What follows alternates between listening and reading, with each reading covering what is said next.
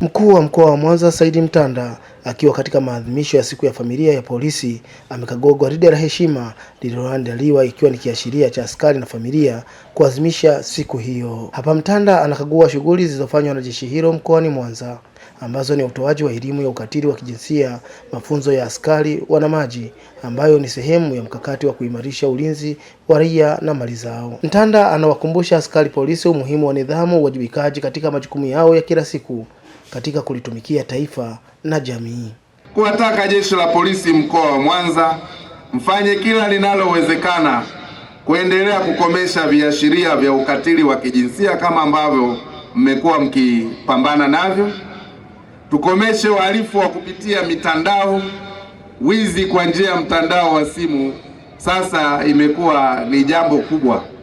Kwa hiyo jeshi la polisi pia kupitia Inspekta Jenerali wa polisi, sio tu kamanda wetu, waimarishe kitengo cha intelijensia, lakini pia uchunguzi kwa kutumia mifumo ya kisasa. Endelee kuwasimamia askari wetu vema ili zile dosari ndogo ndogo, tuhuma za hapa na pale kuhusu matumizi mabaya ya madaraka, kuhusu kutumia vyeo vyetu vibaya, lakini pia hata masuala ya rushwa na ubadhirifu, masuala ya kuonea watu bila kuwa na sababu, kamata isiyo na msingi wowote ile, vitendo hivi tuviondoe ili kuendelea kujenga taswira bora ya jeshi la polisi. Hili jeshi la polisi ni mali ya wananchi, sio mali ya sisi viongozi. Kwa hiyo wananchi ni lazima waonyeshe kuridhishwa na mwenendo wetu kwa sababu wao ndio wateja wetu. Awali kamanda wa polisi mkoa wa Mwanza DCP Wilbard Mtafungwa akitoa taarifa ya utendaji kazi wa askari amesema jeshi hilo limefanikiwa kudhibiti viashiria vya uhalifu na wahalifu. Kuanzia mwaka jana tangu tulipomaliza uchaguzi mkuu, baada ya hapo wananchi wa mkoa wa Mwanza waliendelea na shughuli zao, na katika kipindi hicho chote mkoa wa Mwanza umeendelea kupita katika kipindi cha utulivu, katika kipindi cha usalama, na umeendelea kupita katika kipindi cha amani kubwa.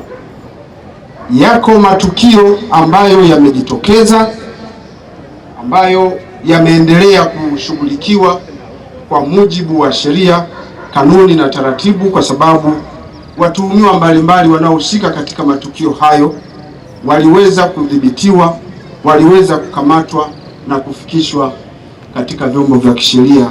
DCP Mtafungwa ametumia siku hiyo ya maadhimisho ikiwa ni kuwahimiza askari kuendelea na uwajibikaji wa majukumu yao. Tumeweza kudhibiti kwa kiasi kikubwa matukio yaliyokuwa yametamalaki katika mkoa wetu, kama matukio ya mauaji, matukio ya unyang'anyi, matukio ya uvunjaji, hata matukio makubwa ya ajali za barabarani yameweza kudhibitiwa, yameweza kuzuiwa kupitia mpango mahususi, mkakati mahususi wa jeshi la polisi wa kuzuia uhalifu kupitia kuwashirikisha wananchi. Baadhi ya wananchi walioshiriki katika maadhimisho hayo wamefurahishwa na namna jeshi hilo linavyowashirikisha wananchi katika utendaji wao wa kazi. Tunaishi nyakati ambazo upendo umekufa, upendo umepoa. Chanzo cha mambo yote mabaya ni kwa sababu ya upendo. Upendo unavumilia, upendo hauhesabu mabaya, upendo unasamehe na upendo unaleta furaha. Kwa hiyo kwa ujumbe wangu kwa siku ya familia, hasa kwa familia za askari, tuongeze upendo.